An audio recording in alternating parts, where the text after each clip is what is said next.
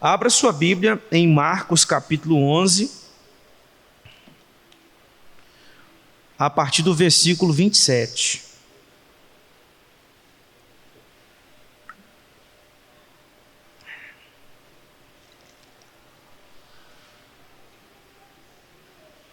Marcos capítulo 11, a partir do versículo 27, e nós faremos a leitura até o versículo 12 do capítulo 12. Evangelho de Marcos, capítulo 11, a partir do versículo 27. Eu farei a leitura e os irmãos estejam acompanhando. Então regressaram para Jerusalém, e andando ele pelo templo, vieram ao seu encontro os principais sacerdotes, os escribas e os anciãos, e lhe perguntaram: com que autoridade faz estas coisas? Ou quem te deu tal autoridade para as fazeres? Jesus lhes respondeu: eu vos farei uma pergunta, respondei-me, e eu vos direi com que autoridade faço essas coisas. O batismo de João era do céu ou dos homens? Respondei.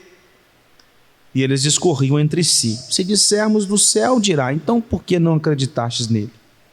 Se porém dissermos dos homens, é de temer o povo, porque todos consideravam a João como profeta. Então responderam a Jesus: não sabemos. E Jesus, por sua vez, lhes disse: nem eu tampouco vos digo com que autoridade faço essas coisas. Depois entrou Jesus a falar-lhes por parábola. Um homem plantou uma vinha, cercou-a de uma sebe, construiu um lagar, edificou uma torre, arrendou a uns lavradores e ausentou-se do país. No tempo da colheita, enviou um servo aos lavradores para que recebesse deles dos frutos da vinha. Eles, porém, o agarraram, espancaram e o despacharam vazio. De novo lhes enviou outro servo e eles o esbordoaram na cabeça e o insultaram. Ainda outro lhes mandou e a este mataram. Muitos outros lhes enviou, dos quais espancaram uns e mataram outros. Restava-lhe ainda um, seu filho amado. A este lhes enviou por fim, dizendo: respeitarão a meu filho. Mas os tais lavradores disseram entre si: este é o herdeiro. Ora, vamos, matemo-lo, e a herança será nossa. E agarrando-o, mataram-no e o atiraram para fora da vinha. Que fará, pois, o dono da vinha? Virá, exterminará aqueles lavradores e passará a vinha a outros. Ainda não lestes esta escritura? A pedra que os construtores rejeitaram, essa veio a ser a principal pedra angular. Isto procede do Senhor e é maravilhoso aos nossos olhos. E procuravam prendê-lo, mas temiam o povo, porque compreenderam que contra eles proferira esta parábola. Então, desistindo, retiraram-se. Irmãos, nós, como temos visto, estamos aqui na última semana do ministério terreno de Jesus. E essa última semana é caracterizada por perseguição e muito embate entre Jesus e as principais autoridades de Israel. E no parágrafo anterior, a exposição anterior que nós fizemos, nós vimos que Jesus confrontou a esterilidade da religiosidade judaica. Nós vimos aqui um momento onde Jesus ele amaldiçoa uma figueira, e depois, quando volta lá, a figueira tinha secado. E isso era para Jesus mostrar para aquela comunidade, para aqueles discípulos, que a comunidade de Israel era uma comunidade que não tinha gerado os frutos de justiça. A nação não estava vivendo de acordo com a palavra de Deus há muito tempo. O povo de Israel havia abandonado o Senhor. Era uma religião cheia de pode e não pode, era uma religião cheia de estrutura, era uma religião cheia de preciosismo, mas fria, sem frutos, morta. E Jesus confronta essa religiosidade morta da nação de Israel. Nesse parágrafo que nós acabamos de ler, as principais autoridades de Israel se aproximam de Jesus e questionam a autoridade de Jesus. Eles querem saber quem deu autoridade para Jesus fazer tudo o que ele estava fazendo. Quem deu autoridade para Jesus pregar o que ele estava pregando? Quem deu autoridade para Jesus a realizar os milagres? Quem deu autoridade para ele reunir um grupo e tornar esse grupo os seus discípulos? Porque naquela ocasião eles tinham a noção dos rabinos da época. E esses rabinos estavam debaixo da autoridade do sinédrio. Então o que eles estavam vendo era um homem que não estava debaixo da autoridade do sinédrio, que não tinha estudado com nenhum rabino famoso da época, e que saía pelas ruas de Jerusalém, de Israel, pregando, ensinando, fazendo curas, sinais, prodígios, e eles querem saber: quem te deu autoridade? Cadê seu crachá? De onde você vem? De qual denominação? De qual presbitério? Qual é o conselho que te enviou aqui? Você é da IPI, IPB ou IPU?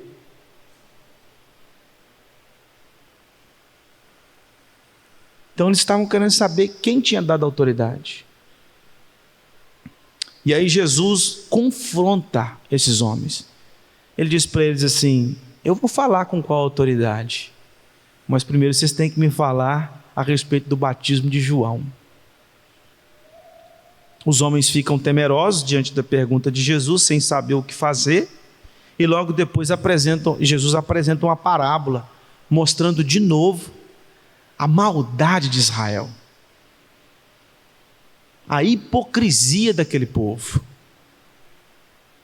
mostrando que era uma nação distante do Senhor há muito tempo, não era de hoje. Então nesse texto Marcos está mostrando para nós que Jesus é aquele que tem autoridade para julgar o seu povo, que é a nação de Israel, e a sua autoridade não vem de baixo, ela vem de cima. A sua autoridade não vem do sinédrio, a sua autoridade vem do Rei dos Reis e do Senhor dos Senhores. Ele está servindo a nação de Israel como o dono dela. Ele é o Rei dos Reis, o Senhor dos Senhores. Ele é aquele que chamou Israel para ser o seu povo, é aquele que escolheu essa nação, e é o Filho amado do Deus Todo-Poderoso quem está aqui realizando esses prodígios, curas, sinais, ensinos e pregações. Então, Jesus é aquele que tem autoridade para julgar o seu povo. Vamos ver aqui os primeiros versículos 27 a 33, onde Jesus confronta essa falência espiritual da liderança de Israel. Veja aí o texto. Então regressaram para Jerusalém, andando ele pelo templo, vieram ao seu encontro os principais sacerdotes, os escribas e os anciãos. Aqui nós estamos diante da cúpula judaica. Esses homens aqui eram os mestres e os dirigentes reconhecidos da comunidade judaica. Eles eram a mola mestra de todo o conhecimento bíblico da nação de Israel. Eram os responsáveis pelo culto, eram os responsáveis pela disciplina, eram os responsáveis pela interpretação da lei, eram os responsáveis por dirigir toda a vida espiritual da nação de Israel. E eles estavam ali representando o sinédrio quando chegam para confrontar Jesus. E eles perguntam: com que autoridade fazes estas coisas? Ou quem te deu tal autoridade para as fazeres? Qual dos rabinos deste nosso tempo é que te deu autoridade para isso? Eu não conheço nenhuma carta do sinédrio te apresentando a nação de Israel. Não existe uma procuração.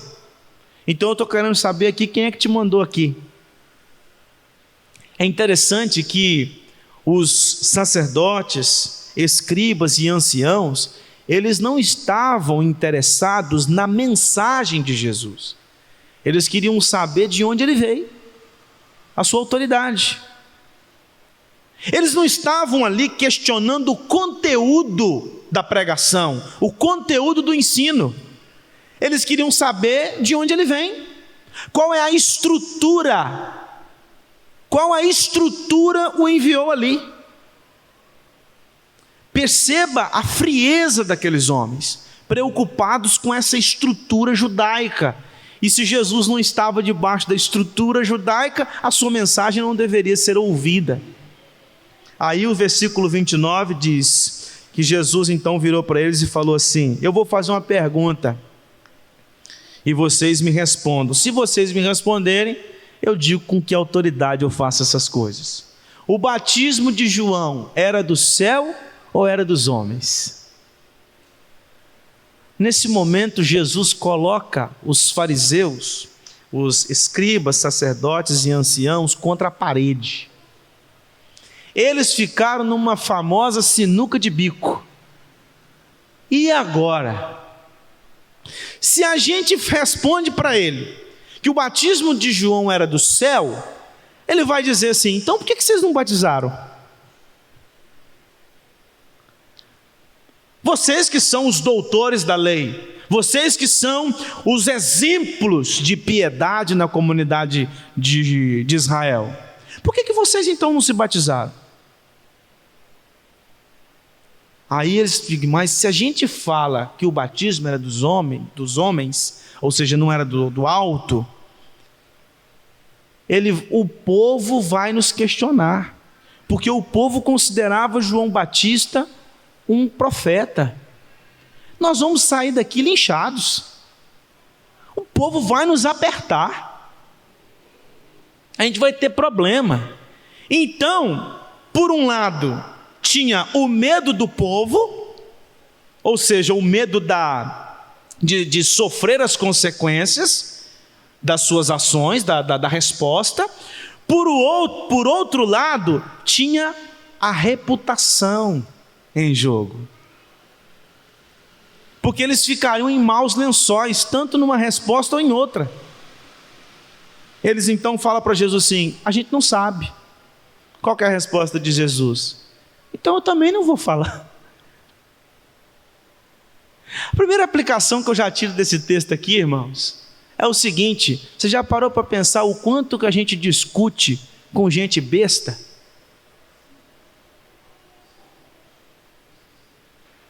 Provérbio fala sobre isso. Evita ficar discutindo com gente besta. A gente fica discutindo, criando caso. Jesus não cria caso. Ele fala: não sabemos, então eu não vou discutir com vocês, eu não vou falar para vocês com que autoridade que eu faço essas coisas. Eu não vou gastar o meu português.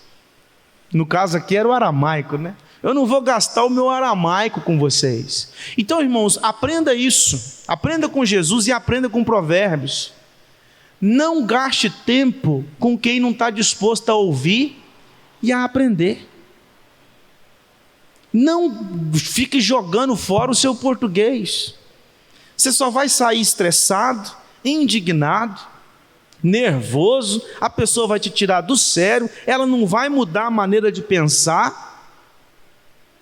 E olha lá se não perde até a oportunidade de apresentar o evangelho lá no futuro. Então a gente precisa aprender a tomar cuidado com isso, a não gastar o nosso português com tanta facilidade. Jesus nos ensina isso aqui. Outra coisa que nós podemos já tirar do texto é que, infelizmente, irmãos, por causa da nossa natureza pecaminosa, a liderança da igreja pode errar. E muitas vezes fazer um julgamento e trazer maldição sobre a igreja. Às vezes o conselho erra, às vezes os presbíteros erram, e quando erram, causam problemas na vida da igreja. E por que eu estou dizendo isso? Porque os principais escribas, sacerdotes e anciãos, a liderança de Israel, estava fazendo estava realizando uma má investida no seu relacionamento com Cristo. Estava preocupada demais com a questão estrutural e trazendo problemas e mais problemas para a vida de Israel. A liderança judaica que deveria chegar para Jesus, ouvir os ensinos de Jesus, e conhecedores que eram da lei, linkar uma coisa com a outra, gente, não tem condições. Esse homem só pode ser o Messias, porque eram os homens que conheciam a revelação, eram os homens que tinham acesso a todos os documentos de Israel. Eles poderiam muito bem linkar uma coisa com a outra e falar: gente, podem ouvir este homem, porque ele é o Messias, ele é aquele que os profetas disseram, ele é o Messias prometido. O que eles estavam ali fazendo? Criando problema, criando caso com o Messias. Então, às vezes, irmãos, a liderança, ela erra, e por isso que eu e você não podemos confiar de modo cego na liderança. A liderança que Deus coloca na vida da igreja, ela é bênção para a vida da igreja, mas quando a liderança erra, nós precisamos ser os primeiros a dizer, a confrontar, a exortar, a chamar a atenção, a dizer: olha, o que vocês estão fazendo está errado, vocês estão indo contra a palavra do Senhor. E não engolir seco, porque não podemos falar, né? Hoje cedo a gente falou sobre isso, né? A pessoa de ficar dando carteirada. Às vezes a pessoa fica com medo de falar. Não, mas como é que eu vou falar com o presbítero da igreja? Como se ele estivesse num altar diferente. Então toma cuidado, não confie de modo cego em qualquer ensino, em qualquer pregação, em qualquer orientação daqueles que estão investidos de autoridade, porque infelizmente eles erram. Outra coisa que a gente precisa tirar desse texto como lição é que nós devemos tomar cuidado para não colocar a estrutura ou a tradição eclesiástica acima das Escrituras. Às vezes nós, por causa de um preciosismo religioso, a gente deixa de ser abençoado. Eu me lembro uma vez, eu estava numa igreja, não vou falar onde é não, eu estava numa igreja uma vez, e aí ia ter uma programação num sábado, e eu tinha conversado com o pastor daquela igreja que eu queria convidar um quarteto que eu conhecia para poder participar da programação.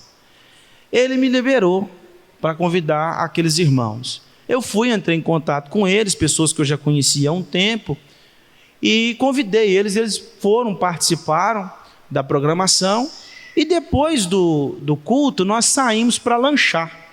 E nós fomos ali, o pastor da igreja, e alguns dos presbíteros, alguns irmãos ali da equipe de música, e papo vai, papo vem. Um dos presbíteros virou para o rapaz, um dos rapazes do quarteto, e falou assim: de qual igreja que vocês são lá? Qual presbiteriana que vocês são lá na cidade de vocês? Eles: não, a gente não é da presbiteriana, não. Aí falou a denominação que eles eram. Nós somos da denominação X. Aí eu percebi que o presbítero ficou meio sem jeito. Aí passou aquele período, quando nós tivemos quando foi ter uma reunião do conselho, o presbítero criou um problema seríssimo na reunião do conselho, porque ele tinha pelo menos 2 quartetos para indicar da Igreja Presbiteriana do Brasil, e o pastor da igreja deixou o menino da música, foi essa a expressão que ele usou, o menino da música trazer gente que nem presbiteriana ela. Preciosismo religioso. Eu não posso ouvir do outro porque ele não é da IPB. Eu não posso ouvir do outro porque ele não é da mesma denominação que eu. Eu sei, irmãos, que nós temos divergências teológicas com várias denominações, mas a gente não pode achar que a Igreja Presbiteriana do Brasil é o reino de Deus aqui na terra. Isso é uma característica da seita. Seita que é assim. Seita que é exclusivista. E aqui a principal liderança de Israel estava fazendo isso. Quem é que te mandou? Estavam preocupados com a estrutura. Eles não estavam ali para ouvir a mensagem de Jesus, se a mensagem era bíblica. Se eles eram conhecedores da Torá, por que eles mesmos não fizeram um juízo? Se Jesus estava pregando alguma coisa contra a lei, por que eles não fizeram isso? Não, mas eles estavam mais preocupados com o esqueleto, a estrutura, a parte tradicional, a parte estrutural da comunidade da fé. Então a gente precisa tomar cuidado, irmãos, para não sair jogando no inferno quem é nosso irmão na fé. Por mais que você tenha divergências teológicas, doutrinárias, mas se o fundamento é o mesmo, nós somos irmãos em Cristo. E eu costumo dizer o seguinte: é muito maior o que nos une do que o que nos separa. É muito maior. Outra coisa que a gente pode tirar desse texto é que a gente precisa tomar cuidado com a idolatria de si mesmo. Porque os fariseus estavam preocupados com a reputação deles. E muitas vezes eu e você somos assim. A gente está preocupado com o que os outros vão falar. Os fariseus, os sacerdotes, os escribas e os anciãos estavam assim: se a gente fala que o batismo era do céu, a gente vai ficar em maus lençóis, porque nós somos os piedosos e não nos batizamos. Se a gente fala que era dos homens, o povo vai contra a gente. Então, o medo dos povos do mesmo jeito. Então perceba que muitas vezes nós temos uma tendência de cuidar mais da nossa reputação do que da glória de Deus. A gente está preocupado com o nosso nome, a gente está preocupado com o que os outros vão dizer.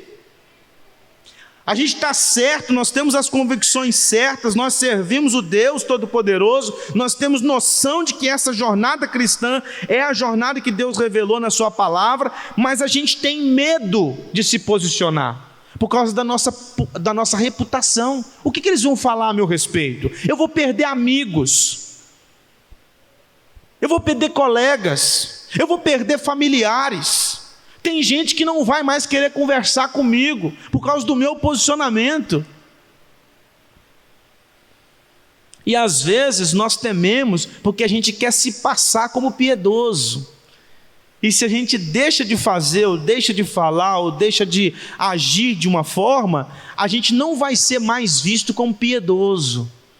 Então a gente está mais preocupado em ser visto como piedoso, a gente está mais preocupado em não perder as amizades, do que em fazer aquilo que Deus exige de nós e que glorifica o nome dEle. Então, cuidado com a idolatria de si mesmo.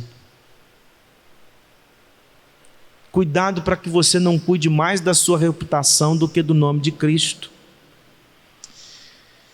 Nós devemos nos lembrar do que disse Paulo lá em Romanos capítulo 12, versículo 3, porque pela graça que me foi dada, digo a cada um dentre vós, que não pense de si mesmo além do que convém, antes pense com moderação, segundo a medida da fé que Deus repartiu a cada um. Então, num contexto familiar, por exemplo, o pai pode aprender com o filho. Não é vergonhoso o pai aprender com o filho. Não é vergonhoso, num contexto eclesiástico, um neófito ensinar um velho de guerra na fé. E outra coisa, nós precisamos ter paciência com aqueles que estão começando na jornada. Outra coisa, no cenário profissional ou acadêmico, não pode ser vergonhoso aprender com o outro. Às vezes nós rompemos barreiras no cenário acadêmico ou profissional porque a gente tem vergonha de aprender com o outro. A gente quer ser o que sabe tudo e nunca está disposto a aprender com aqueles que estão conosco, estudando ou trabalhando. Então, tome cuidado para não idolatrar a si mesmo. Agora, os versículos 1 a 12 do capítulo 12, Jesus declara o juízo de Deus sobre Israel.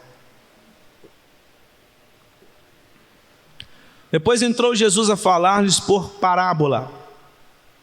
Um homem plantou uma vinha, cercou-a de uma sebe, construiu um lagar, edificou uma torre, arrendou a uns lavradores e ausentou-se do país. Essa parábola aqui é uma parábola que Jesus está se referindo à nação de Israel. Essa vinha é a nação de Israel.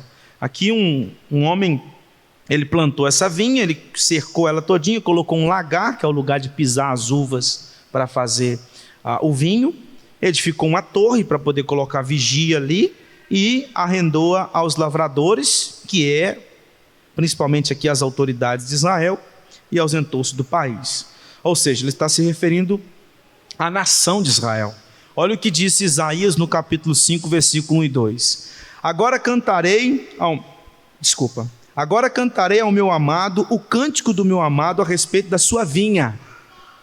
O meu amado teve uma vinha num outeiro fertilíssimo, sachou-a, limpou-a das pedras e a plantou de vides escolhidas, edificou no meio dela uma torre e também abriu um lagar.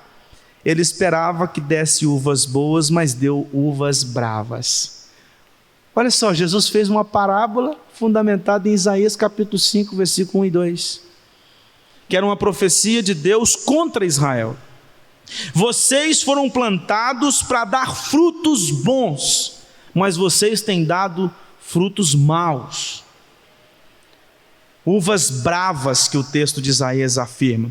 Então essa vinha aqui é a nação de Israel, é o povo de Israel. E aí o versículo 2 diz: no tempo da colheita enviou um servo aos lavradores para que recebesse deles dos frutos da vinha. Eles porém o agarraram, o espancaram e o despacharam vazio. De novo lhes enviou outro servo e eles os esbordoaram na cabeça e o insultaram. Ainda outro lhes mandou e a este mataram. Muitos outros lhe enviou, dos quais espancaram uns e mataram outros. O que que Jesus, a que Jesus está se referindo aqui? Aos profetas. Todos esses servos aqui eram os profetas. Foram os profetas que Deus levantou na história de Israel. Profeta atrás de profeta para chamar o povo ao arrependimento. O povo não se arrependia. Deus levantou vários profetas antes do cativeiro babilônico, o povo não deu ouvidos até que veio o cativeiro. 70 anos de cativeiro, o povo volta para Israel, volta para Jerusalém. O povo se organiza, e Deus tem que levantar mais 3 profetas, Malaquias, Ageu e Zacarias, porque o povo ainda não tinha aprendido. E depois de levantar esses 3 profetas, Deus fica por mais de 400 anos sem levantar profetas, até que ele levanta João Batista. O que eles fazem com João Batista? Eles matam João Batista. Olha o que disse Jesus, lá em Mateus 23, 37 a 38. Jerusalém, Jerusalém, que matas os profetas e apedrejas os que te foram enviados. Quantas vezes quis eu reunir os teus filhos, como a galinha junta os seus pintinhos debaixo das asas, e vós não o quisestes. Eis que a vossa casa vos ficará deserta. Declaro-vos, pois, que desde agora já não me vereis, até que venhais a dizer: bendito que vem em nome do Senhor. Lá em Hebreus, o autor daquela carta escreve no capítulo 11, versículo 35 a 38, alguns foram torturados, não aceitando seu resgate para obterem superior ressurreição. Outros, por sua vez, passaram pela prova de escárnios e açoites, sim, até de algemas e prisões. Foram apedrejados, provados, cerrados pelo meio, mortos a fio de espada, andaram peregrinos, vestidos de pele de ovelha e de cabras, necessitados, afligidos, maltratados, homens dos quais o mundo não era digno, errantes pelos desertos, pelos montes, pelas covas, pelos antros da terra. A nação de Israel matou todos os profetas que Deus levantou, porque a nação não aceitava ser exortada. Quem fala a verdade morre. Quem confronta pecados morre. E aí, olha o que o texto no versículo 6 diz: restava-lhe ainda um, seu filho amado, a este lhes enviou, por fim dizendo: respeitarão ao meu filho. Mas os tais lavradores disseram entre si: este é o herdeiro, ora vamos, matemo-lo e a herança será nossa. E agarrando-o, o mataram-no e o atiraram para fora da vinha. Lá em Malaquias capítulo 3, versículo 1, o profeta antes de João Batista, que profetizou inclusive a vinda de João Batista e de Jesus Cristo, Ele escreve no capítulo 3, versículo 1: eis que eu envio o meu mensageiro, aqui é uma referência a João Batista, que preparará o caminho diante de mim. De repente virá o seu templo o Senhor, a quem vós buscai, o anjo da aliança, uma referência a Jesus Cristo, a quem vós desejais. Eis que ele vem, diz o Senhor dos exércitos. A profecia era a seguinte: Deus enviou vários profetas no passado. Todos esses profetas foram rejeitados, todos esses profetas foram perseguidos, todos esses profetas foram açoitados, muitos deles foram mortos. Agora o próprio Deus vai descer para tratar com o seu povo. Antes ele enviou profetas, agora ele envia o profeta, o Verbo que se fez carne. Ele agora vai falar ao povo. E o que vai acontecer com ele? A mesma coisa que aconteceu com os outros profetas. Em Marcos, aqui mesmo no evangelho que nós temos feito as exposições, os versículos 33 e 34, Jesus diz: eis que subimos para Jerusalém, e o Filho do Homem será entregue aos principais sacerdotes e aos escribas, condená-lo-ão à morte e o entregarão aos gentios, hão de escarnecê-lo, cuspir nele, açoitá-lo e matá-lo, mas depois de 3 dias ressuscitará. Jesus já havia dito que o fim dele seria o mesmo que todos os profetas. Em Atos capítulo 2, versículo 22 e 23, Pedro, no sermão do Pentecoste, disse: varões israelitas, atendei a estas palavras, Jesus o Nazareno, varão aprovado por Deus diante de vós com milagres, prodígios e sinais, os quais o próprio Deus realizou por intermédio dele entre vós, como vós mesmos sabeis, sendo este entregue pelo determinado desígnio e presciência de Deus, vós o matastes, crucificando por mãos de iníquos. A nação de Israel rejeitou todos os profetas e agora rejeitaria o próprio Messias. Por quê? Porque a nação não estava pronta para ser confrontada.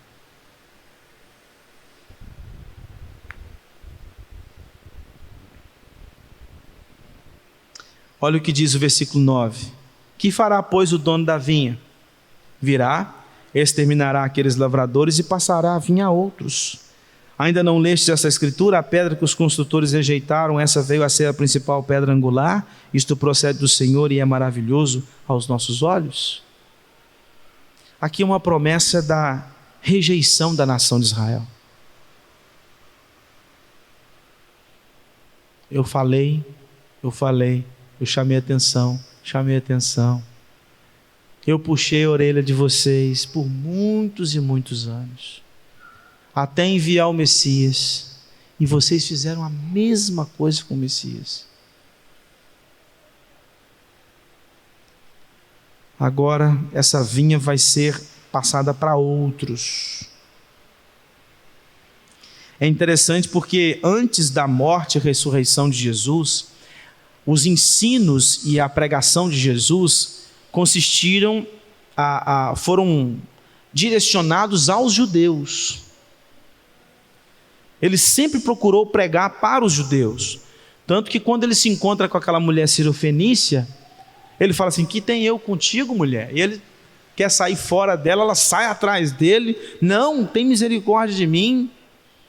E aí Jesus ainda fala: olha, eu não achei uma fé como essa lá em Israel. Quando ele reúne os discípulos, lá em Mateus capítulo 10, versículos 5 e 6, ele diz assim, a estes 12, o texto diz, a estes 12, Jesus enviou, dando-lhes as seguintes instruções: não tomeis rumo aos gentios, ou seja, não vá pregar o evangelho aos gentios, nem entreis em cidades samaritanos, mas de preferência procurai as ovelhas perdidas da casa de Israel. Isso antes da morte e ressurreição, porque ele era o Messias de Israel. Ele veio para redimir o seu povo, mas ele também veio para juízo. Em Malaquias, o profeta diz exatamente isso. A vinda de Jesus para a nação de Israel foi uma vinda de juízo, para confrontá-los.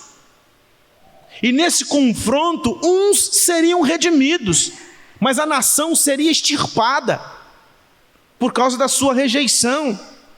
Mas após a ressurreição, Jesus reúne os discípulos e diz o seguinte: olha, agora vocês permaneçam em Jerusalém até que vocês sejam revestidos de poder. E vocês serão minhas testemunhas em Jerusalém, Judéia, Samaria e até os confins do mundo. Ide, portanto, por todo o mundo e pregai o evangelho a toda criatura. Perceba que Jesus só ordena que os discípulos preguem o evangelho a todos os povos depois que a nação de Israel rejeita o Messias. E aí se cumpriu Gênesis capítulo 12, versículo 3. Em ti serão benditas todas as famílias da terra. Irmãos, os líderes de Israel compreenderam a indireta ou a direta, né? Versículo 12: procuravam prendê-lo, mas temiam o povo, porque compreenderam que contra eles proferira essa parábola. Então, desistindo, retiraram-se. Eles entenderam o recado. Mas olha só que interessante, eles entenderam o recado e eles não se arrependeram. Essa hora era para que os escribas, sacerdotes, anciãos se ajoelhassem diante de Jesus e se arrependessem dos seus pecados e dissessem: verdadeiramente nós pecamos. Eles deveriam ter feito o que Daniel fez. Senhor, a nós compete o corar de vergonha. Eles tinham que ter feito isso. O que eles fizeram? Nós vamos matar esse homem. Ele está apontando o dedo na nossa ferida. Ele está colocando a mão aonde dói. Mas eles não pedem a cura do que dói. Eles querem acabar com a vida daquele que está colocando a mão na ferida. E eles vão fazer isso daqui a pouco. Irmãos,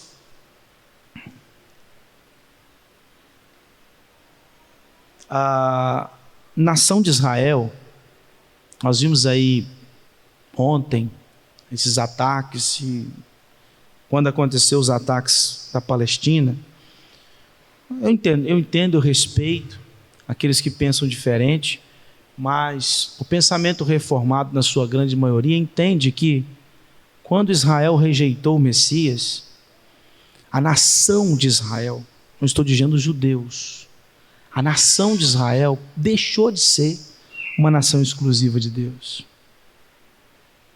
Nós oramos hoje, inclusive, por essa situação que está acontecendo ali, porque é um país sofrendo ataques de outro país. Mas muitos entendem a nação de Israel como um relógio do mundo.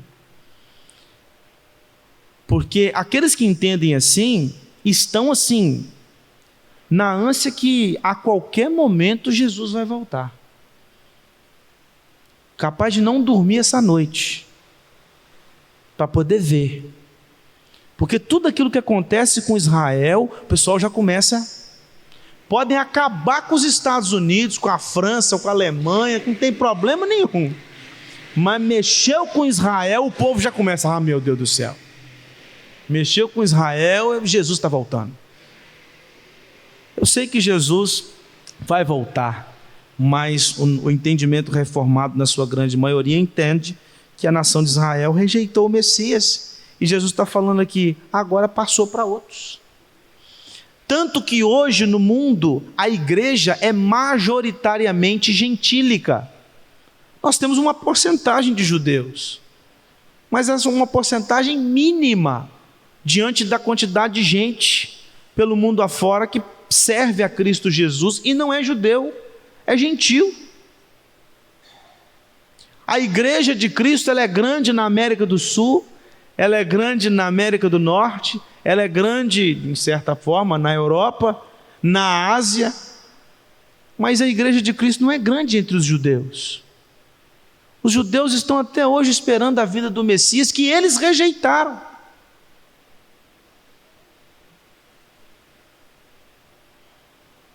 Então a nação de Israel, ela não é mais a nação exclusiva de Deus. E aí a gente precisa tirar algumas lições aqui para a gente poder caminhar para a conclusão. Irmãos, infelizmente, a pregação do Evangelho ela não dá ibope. A pregação pura e simples do Evangelho. Por isso que todas as vezes que pregadores fiéis pregam a palavra de Deus e apontam o dedo na ferida, a tendência são as pessoas saírem com raiva do pregador. E chega para o conselho da igreja e fala: será que não tem como mudar esse pastor? Não, porque esse pastor está dando muita cepada na cabeça da gente, domingo após domingo. Só que o cara não tem culpa nenhuma, ele só está pegando a Bíblia e explicando. Só que a gente, no lugar de se arrepender e entender que o que a gente está vivendo está errado, não, a gente vai contra aqueles que estão falando. De vez em quando a gente tem que falar assim: gente, pelo amor de Deus, eu não sou culpado não, o seu problema é com Deus, não é comigo não. Eu só estou lendo a Bíblia, é só isso que eu estou fazendo. Você me desculpa por causa disso, você me desculpa por ler a Bíblia. O seu problema não é comigo. Me matar não vai resolver nada. Então a gente precisa tomar cuidado, porque às vezes nós como cristãos temos vergonha de pregar o Evangelho, porque o Evangelho não dá ibope. A gente sabe que a gente vai ser escorraçado, que a gente vai ser maltratado, que a gente vai ser xingado para a rua fora. Porque o verdadeiro Evangelho, o Evangelho genuíno, puro e simples, ele machuca as pessoas. Outra coisa que nós precisamos aprender com esse texto e com alegria é que se nós fazemos parte da igreja de Cristo, é porque um dia a nação de Israel rejeitou o Messias. E a rejeição do Messias fez com que o Evangelho fosse pregado a todo mundo. E o Evangelho alcançou a mim e a você. E nós fomos salvos por esse Messias que a nação rejeitou. Os nossos pecados foram expiados por esse Messias. Ele nos comprou por um alto preço. Nós fazemos parte da igreja dele, o único povo que vai viver com ele pelos séculos dos séculos. Louvado seja Deus por essa obra gloriosa e bondosa em nosso favor. Outra coisa que nós podemos aprender com esse texto é sermos gratos, porque Deus é paciente conosco. Veja a paciência de Deus com a nação de Israel. Olha quantos profetas no decorrer de tantos anos chamando a atenção do povo, e Deus continuando com paciência. Chamavam um profeta, eles matavam aquele profeta, Deus agia com misericórdia, mandava outro, matavam, ele mandava outro, matava, ele mandava outro, ficou 400 anos em silêncio, mas mandou outro, depois mandou o filho dele. Então a gente aprende com esse texto que Deus é paciente com a gente. Conforme o texto que nós lemos lá na liturgia, Salmo 103, versículo 10, Ele não nos trata segundo os nossos pecados, Ele é paciente conosco. E você tem que ser grato a Deus todos os dias por isso, porque Ele não te dá tudo aquilo que você merece. Ele é misericordioso, Ele é bom, Ele é paciente. 1 João capítulo 1, versículo 9 diz: se confessarmos os nossos pecados, Ele é fiel e justo para nos perdoar os pecados e nos purificar de toda justiça. Ele está pronto a nos perdoar, Ele está pronto a se reconciliar conosco, Ele está pronto a nos restaurar. Outra coisa que nós aprendemos com esse texto é que, como cristãos, nós somos convocados a sermos como Cristo. E se Deus é paciente, nós também somos chamados a viver de acordo com a vontade dEle. Longanimidade, que é uma das partes do fruto do Espírito. Longo ânimo. Se nós somos cristãos e nós temos a mente de Cristo, Cristo está sendo formado em nós, nós precisamos agir como Cristo disse: ande mais uma milha. Só que a gente perde a paciência com muita facilidade. E às vezes a gente perde a paciência com as pessoas que a gente mais ama.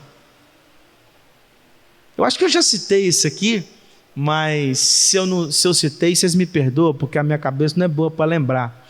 Eu vendo uma palestra de um pastor, e ele falando que ele disse que ele chegou para buscar a esposa dele no salão. E aí foi buscar a esposa no salão, só que ele falou com ela assim: olha, quando você estiver pronta, você me liga falando que você está pronta, porque onde eu tenho que te pegar, não tem como estacionar.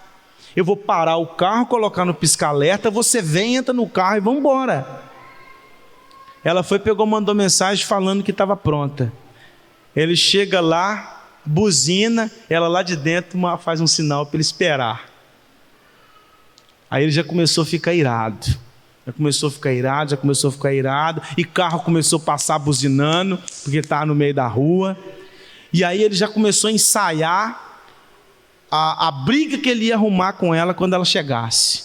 Até que ele parou e pensou assim: se fosse uma esposa de um amigo meu, será que eu faria isso? Acho que não. Possivelmente na hora que ela chegasse e perguntasse assim: demorei? Ele ia falar assim: não, demorou não.